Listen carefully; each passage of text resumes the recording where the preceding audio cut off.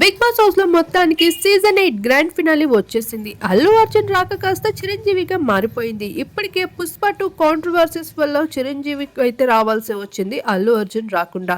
ఇక స్టేజ్ పైకి అడుగు పెట్టేసిన చిరంజీవి ఒక్కసారిగా అనౌన్స్మెంట్ విన్నింగ్ కోసం ఇస్తూ వచ్చేసారు. ఇవన్నీ లీక్ అవ్వడమే కాదు మామ లీక్ అంటూ గౌతమ్ విన్నింగ్ రేస్ పై అయితే లీక్ వర్షాలు కురుస్తూ కనిపించేశాయి. ఇక ఈ సీజన్ అడ్డర్ ఫ్లాఫే కాదు, ఇలా లీకుల వర్షం కురవడంతో ఇంకా ఆఖరికి స్టార్ మా టీఆర్పీ కూడా పడిపోయింది.